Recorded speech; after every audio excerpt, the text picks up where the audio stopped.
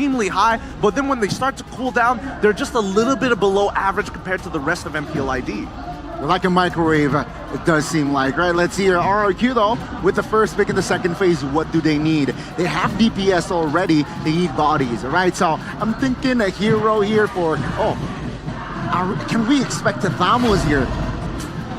It's a little okay, tough. Terra's Lock makes more sense. PZ, Flicker, we saw how from the side of TLID, actually Iran, Flicker penalty zone on towards the Alpha, and perhaps Dyren wants to replicate that. No, Dyren was the first person to utilize the Charisla in the playoffs, actually. So this is him picking it back up and be like, Iran, okay, wait. Let me show you how it's done. So this is a big problem, right? The setup coming in from the Charisla, sure, it's not as tanky as it usually was when we saw the prime of Charisla, but it still does its job as the facilitator. It does very well, especially against compositions that want to kind of dive you, or you're looking to kind of stay away from the big wombo combos, right? It's a catalyst. It's the beginning of all things. TLID taking the Beatrix and Farsa. Oh, God bless. This God bless. Is signature Yehezkiel from way back when. Signature Yehezkiel that did not perform well, by the way. And here's the thing, Facehugger used to rock this Farsa like it was crazy, so I believe he told Yehezkiel a thing or two on how to play the Farsa. I don't know, this one might be a little difficult. As much as I want to believe that Farsa will eventually outscale the entire composition coming up from RRQ, there's just so many ways to cancel out the Feathered Airstrike, right? At the edge of the RWM, penalty zone, even with the Deadly Catch, a lot of ways to put yourself at threat. So I feel like TLID, they're going to have to take a very slow comp game. RRQ, just let TLID come into you, right? Get those first two items, wobble, combo them to the ground. And on top of that, the implosion from the Tigreal. So there's a lot of things that they need to figure out with this draft. And we're going to throw it over to our casters to begin game number 1. The Land of Dawn will be the arena. And will be the witness of whether or not the revolution will go through. Game number 1 of TLID against RRQ Hoshi. The battlefield for the coup. Will RRQ be able to quench this rebellion? Will they be able to beat the usurper Fabian? What are they up to? Leaving the chip open in a grand final. It's a best of 7. Iran already putting the pressure down onto Dyren too. Ooh, look at Terizla, man. We've seen Dyren perform well on this, but Iran as well. Team Liquid ID knows how the Terizla wants to operate, and they can kind of counter it. But the most important thing for sure has to be the Farsa, man. What season is it? Season 8. We were making jokes about it just yesterday. If you close your eyes, does it almost feel like nothing has changed at all? And in Season 14, the high ground artillery, front to back, backline setup is now back in fashion. Emblem share by IndyHome though, showing again the winner's blessing for mid and roam. It's all about moving around. But the bargain hunter for Skylar, showing some confidence here, knowing that he can probably move around and actually escape from a lot of this aggressive early game potential. Yeah, the Farsa does kind of have that extra range in the lane against the Eve. But talking about the team fight, will the Farsa be able to at least survive the first encounters, the first, rampage coming in from RRQ? Oh, it depends in the collision. I feel like Team Liquid ID with the fighters, with the Alpha and the Hilda will be able to burst a lot higher. But the moment the fight goes long, hang on a minute. 2v1 situation, that's a deadly catch as well. Iran to be forced to use the vengeance, but he will not be able to survive. So running away, wow, he does! The push is all he needs. Gets caught one more time, okay. Iran still with the reach, and he gets it with the push. Brings the flicker forward, stunned up by Winnie with a crash course. A big flicker wasted from Rins. Winnie shoved back into Sutsujin, no deadly catch. Fabian will save the Spear of Alpha for the turtle. More prio for RRQ, but TLID have the healthier HP bars. Looking dangerous right here. Both teams going for it.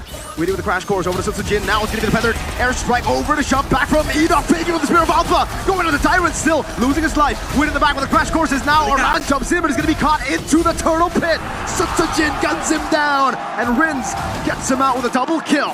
Oh, they get it all. They lose nothing and get everything. It's going to be Sutsujin acquiring the turtle for himself. Break down that fight for us, Arashi. RRQ going in and out, waiting on the cooldowns. They know that the burst damage is massive from Team Liquid, but Enoch was able to buy so much time, dodge away from so many skills using the Sacred Hammer as a bit of a displacement tool and also a repositioning tool. Team Liquid ID has to be careful, man. If they go for a long drawn skirmish like that, they're susceptible to getting punished.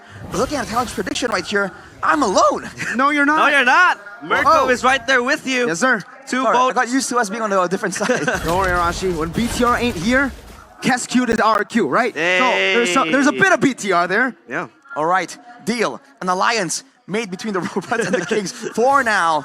But let's see, man. An interesting portion right here is that EXP lane, because Dyron, he didn't go for a Festival of Blood. He's going for the Wilderness Blessing. He wants to roam around there. He has the thrill to actually win out in the 1v1, so he's actually matching up to Aran right here, not really getting bullied.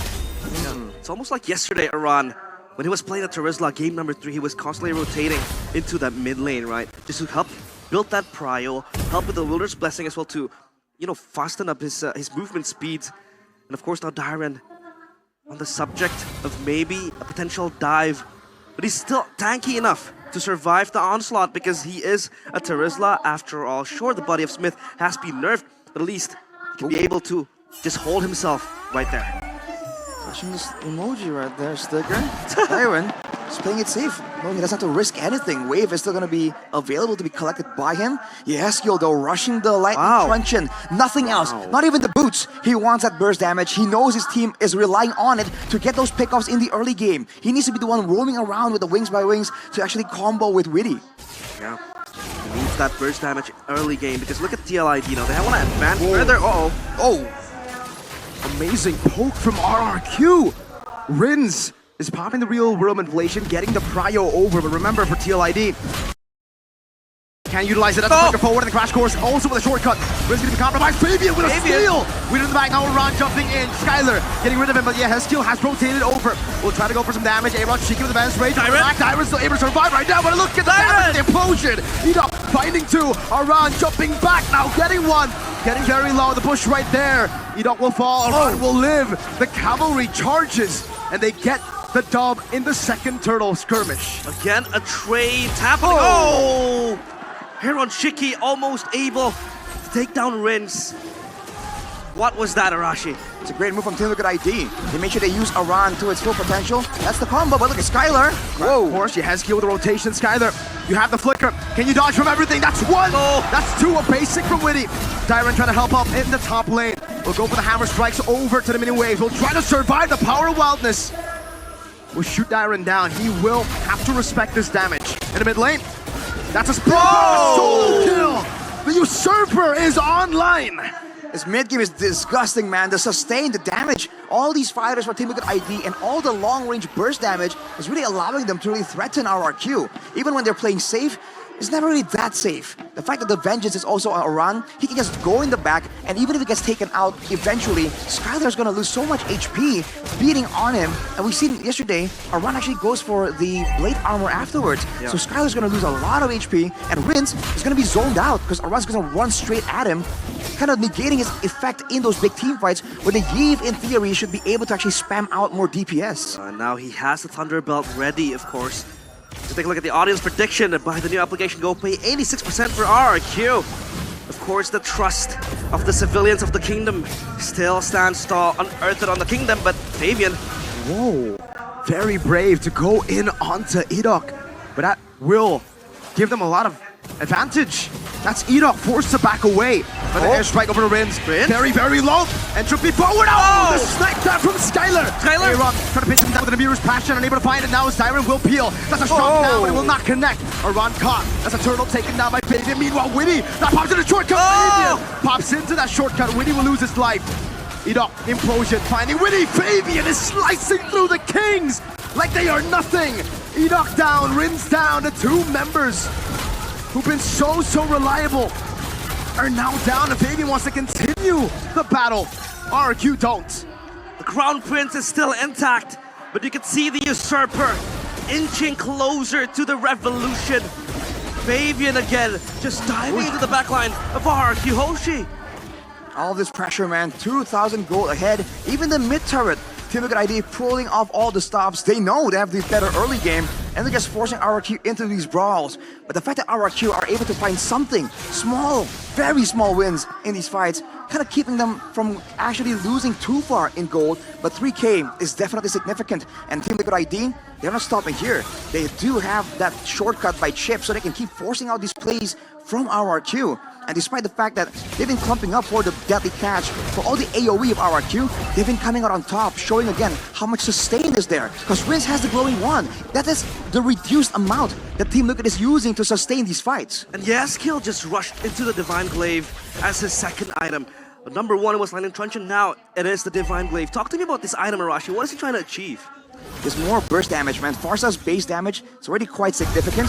So just trying to make sure that any magical defense gets negated will be good for them. But Edok, man, against Aran, it's so difficult to recontest and find anything. Looking at Aaron Shiki, he also has the BOD already completed. So if they really get low from the Pharsa, the threat of the Renner's apathy coming in out of nowhere from the sidelines. We've seen a couple of close calls. RRQ definitely have that in the back of their mind. Also, was that a Malefic 4 as well from Aaron Shiki? Yep. Just to try to cut through the front lines of RRQ Hoshi. But then again, the way they spaced away, with the subliminal amount of, ultimates that they can use to just push the players of TLID away is so significant. And now the Lord, he'll try to fight for this. But it's like only Faven standing in the way of RRQ. They're blitzing the Lord. We do the crash course, now also the shortcut. Everybody piling in. Could definitely catch the Feather Airstrike, will snipe him down together with Witty. Dive on the middle. Oh, the from Aaron Shiki. Able to find two. Now Rins is next in the chopping block, but Witty will respect it. The entropy backwards. Lord 1 taken by TLID. They enter the castle of the kingdom and they make it theirs. Having a party, feasting with the Lord, they get it for free. It's a great play for Team Liquid again, using the shortcut to zone everyone away. And again, Aran taken out, no problem. Massive value for Team Liquid ID. And along with that, even though RRQ wants to try and hit back, the fact that Aaron Shiki can stand there and burst down everyone, full channeling all the ultimates, because Aran has taken away all of that damage, bought in all that time. They have the Lord right here, and they do have the global presence. What are they going to try and do with it? If you take a look at R7 making an appearance here. Now to run. Look at Witty. Running forward, Witty is able to just crash course. Implosion as well. RRQ will take Witty. But what do they lose? The Lord is still on target despite the entropy. The bottom lane. Holy defense. Already baited out. Up top, Skylar will finally deal with the Lord. It's taking a bit more time. It will fall to the mini waves there. So at least it is a tier 2 and a holy defense in the far lane for the cavalry. Holy Crystal though for Skylar is hitting his power spike. And that means that Atan can be much more, oppressive in the team fights and in the defense later on. But as they say, Lord number 1 is to take map control. And they look for a conceal play. Oh! The penalty zone now. Aaron Shiki will be caught. Skylar eliminates him. Aran looking for an angle, Faven looking for some damage. Feather Airstrike forcing him down. Edok taking down Aran in the midst of it down with the vengeance as well. Aran will not be able to find a power wilderness. Skylar still able to cut away. Now Rins getting the kill back. Shortcut. Oh! Fabian, after recalling, after going into the mid lane, will be able to rejoin the cavalry forces to get rid of Tyron. 2 for 2. They fight back, and they fight back hard. RRQ is looking for a Hail Mary play, but TLID, they charge forth. The Stallions ready for any form of oppressiveness from the kingdom. No entropy. Fabian finds his pure alpha. Now the deadly cast appeal from RRQ is not enough to take him down. Fabian will finally be slain, but at what cost? With a double in an outplay. But still, it's TLID who are able to take that kill back. Now who's it worth for? Considering the Team Liquid ID was ahead 4,000 gold, RRQ, it's down to 2,000. It has to be worth it for them. They've bought more time. They've stopped the momentum of Team Liquid ID. Man, Sutsujin, what is he made of? How do you find that moment there, walking through danger, just deleting your Heskill? Ice cold. Ice cold. The mercenary is here to back up the Crown Prince. Look at that damage. And this warrants a respect towards the Bane, because the Bane, as time progresses, as the game gets later, the damage just becomes disgustingly insane. And that is built upon, burst damage as well for the Bane. And this could be The time frame where TLID has to respect it, has to be wary of it, and now they prepare for a Lord Dance. Heading around for now, but there's the chip in the back line. Witty looking for Skylar. Won't be able to find it. So Sujin gonna be pressure down with a better airstrike as well. The first Lord! Sujin, the mercenary, finds it. Meanwhile, the fight with a shortcut by RRQ will take it. He will go forward, baby, and find the Spear of Alpha onto Rins. 1, 2, 3, Kings falling. The shortcut taken by Enoch to look for the juke, but it's only 2. The clutches of Witty, the clutches of Yehezkiel, and now we're down to just 1. It's just Skylar against the cavalry. The Crown Prince looking to defend his crumbling kingdom. Will he be able to hold this? The cavalry charges forth. The further airstrike, Skylar with a flicker, able to get rid of the cannon forward now. Aaron's faction trying to go for it. Fabian falls, but they will take the battle in game 1. They take control of the castle walls. The young stallions. They charge